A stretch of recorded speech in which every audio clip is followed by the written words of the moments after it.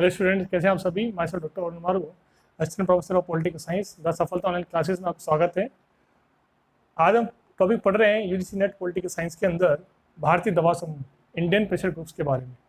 देखिए, भारतीय दबाव समूह के को हम पढ़ें इससे पहले बता दूं आप दबाव समूह क्या होते हैं। वो मैंने आपको बता ही दिया था। जो राजनीतिक दल नहीं होते परंतु दलों से अलग होते हैं, परंतु सरकार पर अपने दबाव डालते हैं लॉबिंग के द्वारा, जिससे कि सरकार उनकी डिमांड्स पूरी कर ले। ये चुनाव नहीं लड़ते हैं, पर चुनाव लड़ने में दलों की सहायता करते हैं। तो पूरी दुनिया में दबाव समूह में लॉबिंग सिस्टम है, परंतु भारत में दबाव समूह की अलग विशेषताएं हैं जो आपके सामने इस प्रकार से हैं। ठीक है, पहली विशेषता है कि इन भारतीय दबाव समूह का स्वतंत्र अस्तित्व जो है बहुत मुश्किल है, कठिन होता है। क्यों होता है? क्योंकि ये दबाव समूह मुख्य रूप से दलों पर निर्भर होते हैं। तीसरा, रचनात्मक कार्य कम ही करते हैं, ये प्रदर्शन ज़्यादा करते हैं ये। ठीक है, क्रिएटिव वर्क बहुत कम करे देखे गए, करते वर्क तो बहुत कम करते हैं। चौथा, कई बार दबाव समूह कुछ दबाव समूह हिंसक भी हो जाते हैं, जो वायलेंस का सहारा लेते हैं अपनी मांग पूरी करने के लिए। और अधिकतर दबाव समूह जाति धर्म पर आधारित होते हैं, उन पर जाति धर्म का प्रभाव है। और लास्ट, भारतीय दबाव समूह जो है वो लॉबिंग को नहीं अपनाते। भारतीय दबाव समूह जो है वो लॉबिंग को नहीं अपनाते। आगे बात समझ में। तो इसके अंदर 6 है भारतीय दबाव समूह की विशेषताएं। नंबर 1 जो है इसके अंदर कि इनका स्वतंत्र अस्तित्व कठिन होता है, दलों पर निर्भरता होती है इनकी, रचनात्मक कार्य कम करते हैं ये, और कई बार हिंसक होते हैं, और जाति धर्म का इन पर ज़्यादा प्रभाव होता है, और लॉबिंग नहीं अपनाते ये लॉबिंग नहीं अपनाते। ठीक है, लॉबिंग सिस्टम अमेरिका में ज़्यादा प्रभावशाली है। लॉबिंग मतलब कि अपना लॉबी बनाना। तो भारतीय दबाव समूह जो है इनकी एक खासियत है ये। ठीक है, एक एग्जाम्पल बताऊँ जीके का आपको भी। एक फेडेकोर नाम का एक दबाव समूह है जो बोलिविया का है, और ये फेडेकोर दबाव समूह एक बार एग्जाम में पूछा गया था। आईएएस का एग्जाम बता दूँ आपको, यूपीएससी एग्जाम में। आपको एक हिंट के लिए बता रहा हूँ मैं कि ये दबाव समूह जो है मानव कल्याण पर जोर देता है। आई बात समझ में। तो स्टूडेंट इसको उतारिए, फिर आगे चर्चा करते हैं।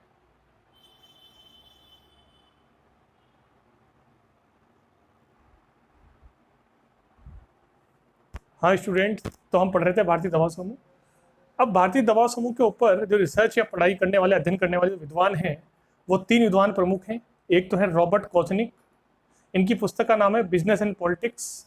और कहते हैं कि फिक्की की स्थापना, जो आर्थिक संगठन है भारत का, फिक्की की स्थापना पर इन्होंने जोर दिया। फिक्की के संचालन में और स्थापना में इनका बड़ा योगदान था। इन्होंने माना कि फिक्की बहुत ही महत्वपूर्ण दबाव समूह है भारत का। ठीक है, फिक्की। और रॉबर्ट कोचनी की पुस्तक का नाम है बिजनेस एंड पॉलिटिक्स, व्यापार एंड राजनीति, व्यापार और राजनीति। ठीक है।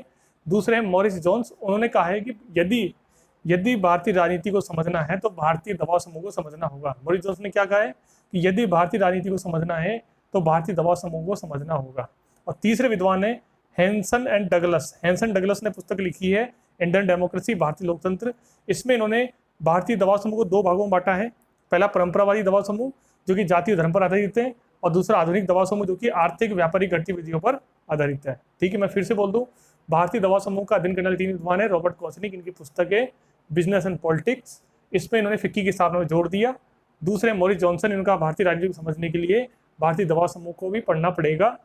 और तीसरा हैंसन डगलस ने पुस्तक लिखी इंडियन डेमोक्रेसी। इसमें इन्होंने इंडियन प्रेशर ग्रुप्स को, भारतीय दबाव समूह को 2 भागों में बांटा है। पहला है परंपरावादी दबाव समूह जो जाति और धर्म पर आधारित है, और दूसरा है आधुनिक दबाव समूह जो कि आर्थिक या व्यापारिक गतिविधि पर आधारित है।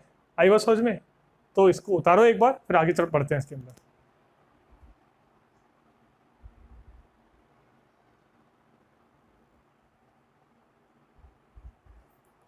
हाँ स्टूडेंट्स, जैसे कि उम्मीद आप लिख लिया होगा, समझ लिया होगा।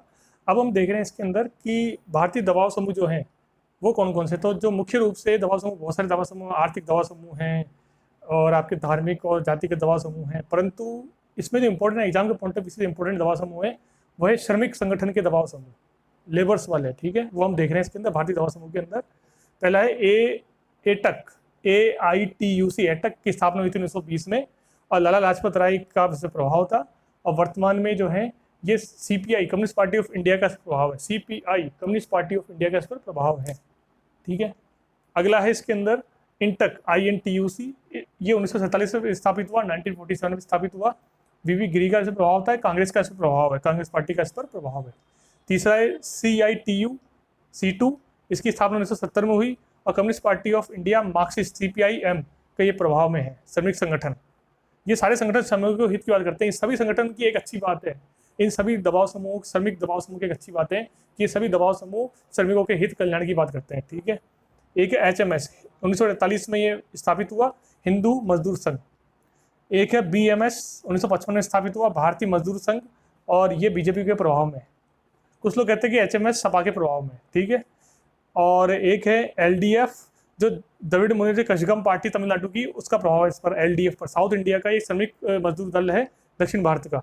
और TUCO ये पश्चिम बंगाल का दबाव समूह है, श्रमिक संगठन है, और फॉरवर्ड ब्लॉक का इस पर प्रभाव है।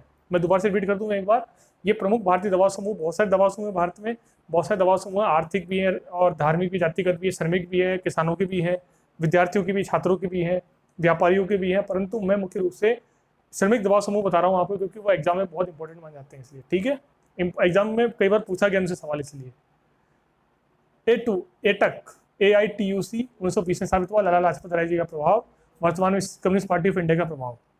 दूसरा इंटक INTUC 1947 में स्थापित, VV गिरी का प्रभाव, कांग्रेस का प्रभाव, कांग्रेस पार्टी का प्रभाव, ठीक है। तीसरा C2 CITU 1970 में स्थापित, कम्युनिस्ट पार्टी ऑफ मार्क्सिस्ट का प्रभाव। HMS 1948 हिंदू मजदूर संघ 1948 में स्थापित और 1948 में स्थापित हुआ। HMS हिंदू मजदूर संघ कहते हैं, सपा का इसमें प्रभाव है। BMS भारतीय मजदूर संघ 1955 में स्थापित हुआ, बीजेपी का प्रभाव है। LDF DMK का प्रभाव है, दक्षिण भारत का जो है दक्षिण भारत का श्रमिक दबाव समूह है। और सातवां है TUCCU, पश्चिम बंगाल का दबाव समूह है, फॉरवर्ड ब्लॉक में इसका प्रभाव है। फॉरवर्ड ब्लॉक जो है उसका प्रभाव है मुख्य रूप से पश्चिम बंगाल में ही सक्रिय है। तो स्टूडेंट, इस डिस्कशन में इतना ही काफ़ी। इस वीडियो के अंदर, इस लेक्चर में मैंने आज डिस्कस किया भारतीय दबाव समूह के बारे में, ठीक है।